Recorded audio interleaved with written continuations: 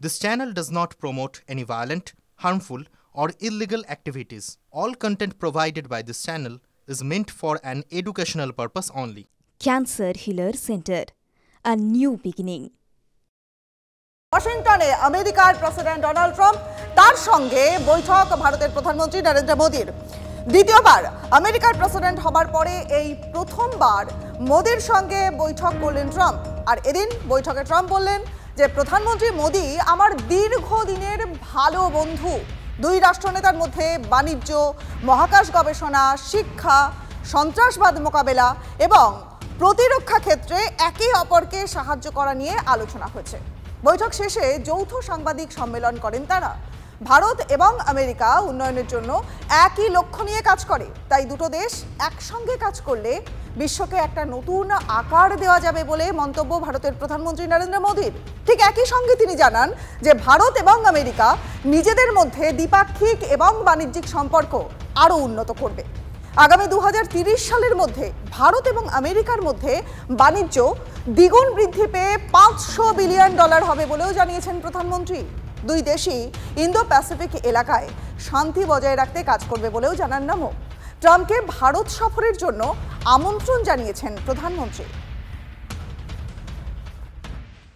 आज हमने द्विपक्षीय व्यापार को 2030 तक 2 गुना से भी अधिक बढ़ाकर $500 बिलियन तक पहुंचाने का लक्ष्य निर्धारित किया है। ऑयल तथा गैस ट्रेड को बल देंगे। ऊर्जा इंफ्रास्ट्रक्चर में निवेश भी बढ़ेगा। न्यूक्लियर एनर्जी क्षेत्र में हमने स्मॉल मॉड्यूलर रिएक्टर्स की दिशा में सहयोग बढ़ाने पर भी बात की। फ्रेंड्स, भारत की डिफेंस प्रिपेयर्डनेस में अमेरिका की महत्वपूर्ण भूमिका है। स्ट्रैटेजिक और ट्रस्टेड पार्टनर के नाते हम जॉइंट डेवलपमेंट, जॉइंट प्रोडक्शन और ट्रांसफर ऑफ टेक्नोलॉजी की दिशा में सक्रिय रूप से आगे बढ़ रहे हैं। দেখুন, প্রধানমন্ত্রী নরেন্দ্র মোদীর সঙ্গে ডোনাল্ড ট্রাম্পের এই বৈঠক আক্ষরিক অর্থেই অত্যন্ত গুরুত্বপূর্ণ বৈঠক। হোয়াইট হাউসে দাঁড়িয়েই বিকশিত ভারতের সঙ্গে আমেরিকাকে মিলিয়ে দিলেন প্রধানমন্ত্রী। अमेरिका की भाषा में कहूं तो विकसित भारत का मतलब मेक इंडिया ग्रेट अगेन, यानी मिगा। जब अमेरिका और भारत साथ मिलकर काम करते हैं, यानी मागा, मागा प्लस मीगा, तब बन जाता है मेगा पार्टनरशिप फॉर प्रॉस्पेरिटी। और यही मेगा स्पिरिट। শুধুমাত্র তাই নয়, অবৈধ অভিবাসনের বিরুদ্ধে সরব হলেন প্রধানমন্ত্রী। মানব পাচারের নেটওয়ার্ককে ধ্বংস করতে হবে ট্রাম্পের সঙ্গে বৈঠকে চড়া সুর নামক। হোয়াইট হাউসে ফিরতেই বেআইনি ভারতীয় অবৈধবাসীদের ফেরত পাঠাতে শুরু করেছেন ট্রাম্প। আর অবৈধ ভারতীয় অভিবাসীকে ফেরত পাঠাবে আমেরিকা বলে জানানো হয়েছে। এবার এই ইস্যুতে মুখ খুললেন প্রধানমন্ত্রী নরেন্দ্র মোদী। শুধুমাত্র আমেরিকাতেই নয়, বিশ্বের কোনো দেশেই কারোর বেআইনিভাবে থাকার কোনো অধিকার নেই বলে জানান প্রধানমন্ত্রী।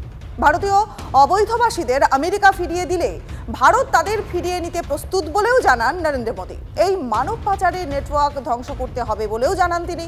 এই নেটওয়ার্ক ভাঙতে ভারত এবং আমেরিকা যৌথভাবে চেষ্টা চালিয়ে যাবে, এই বার্তাও দিলেন প্রধানমন্ত্রী। তার আশা যে এই কাজে ভারতকে পূর্ণ সহযোগিতা করবেন ডোনাল্ড ট্রাম্প।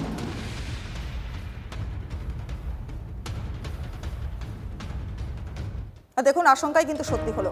রেসিপ্রোকাল ট্যারিফে চাপানোর প্রস্তাবনায় সই ডোনাল্ড ট্রাম্পের। এই শুল্ক আরোপের ফলে চাপ বাড়ল ভারতের উপরে।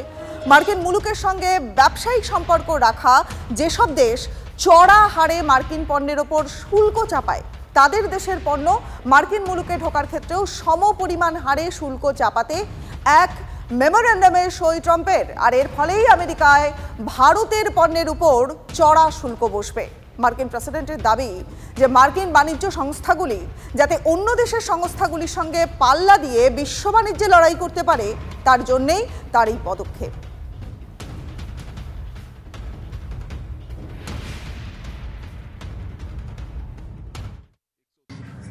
It's a beautiful, simple system, and we don't have to worry about, gee, we're charging too much or too little.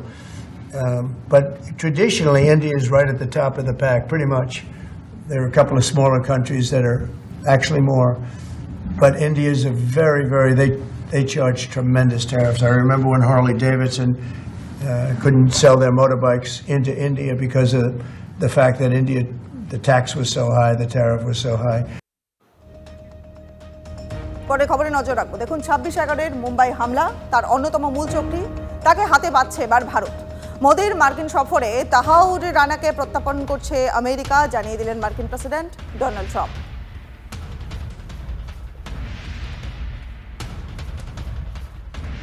I'm pleased to announce that my administration has approved the extradition of one of the plotters and one of the very evil people of the world, and having to do with the horrific 2008 Mumbai terrorist attack, to face justice in India. So he's going to be going back to India to face justice. অবৈধ অভিবাসীদের ফেরত পাঠানোর ক্ষেত্রে, সেটা যে দেশের ক্ষেত্রেই হোক, তাদের কিন্তু আরো অনেকটা মানবাধিকার যাতে লঙ্ঘন না হয় সেই দিকে নজর দিতে হবে।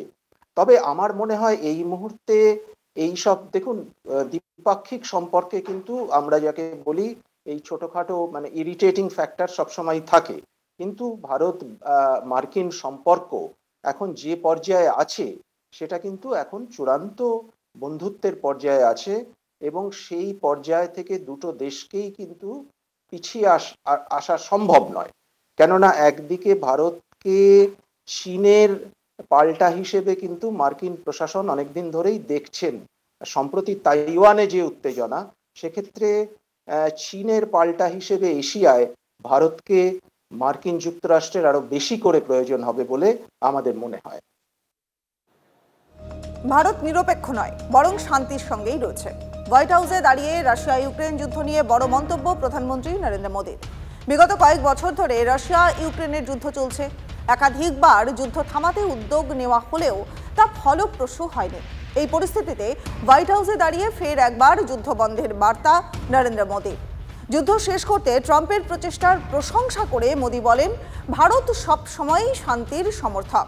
এটা কখনো যুদ্ধের যুগ নয়, সেটা রাশিয়ার প্রেসিডেন্ট পুতিনকে জানিয়েছেন বলেও মন্তব্য নরেন্দ্র মোদীর। একই সঙ্গে তা যাতে বন্ধ হয়, ফের একবার বার্তা নামোর।